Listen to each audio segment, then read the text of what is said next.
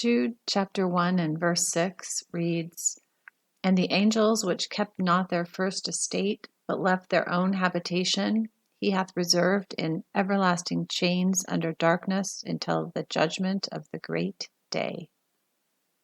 There are two things which, when defined with the concordance, create a whole new meaning to this verse, at least for me, and I wanted to share these definitions with you. First, I would like to define first estate and then the word chains. So first up, the first estate. G746 or arhe means a commencement or chief, a beginning, a corner, first estate, power, principality, principle, rule. This, of course, is what Paul was referencing in Ephesians 6 and verse 12 when he talked about principalities, powers, rulers. These aren't general nouns like I once assumed, but titles of spiritual forces and authorities. Going back to the root, G756 or arhamai, we find the definition again to commence, on order of time, rehearse, from the beginning. And one more root, G757 or arho, we find the primary verb to be first, to reign or rule over. Now let's look at the word chains.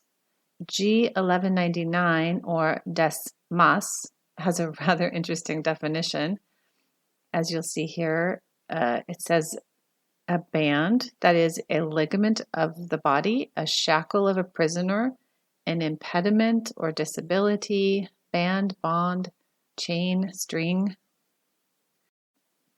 If I go back to the root, G1210 or deo, it is a primary verb that means to bind, be in bonds, knit, tie, wind.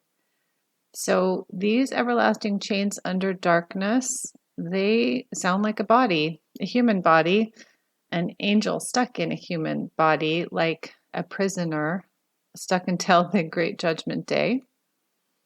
We know that Jesus saw Satan fall from heaven like lightning.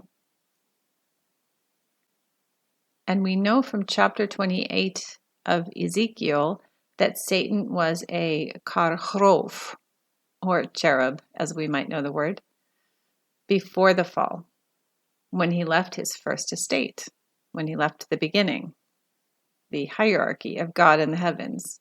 And those angels, the 1/3 that fell with him, it seems like this verse is telling us what happened to them and what they're waiting for, along with Satan, that great judgment day.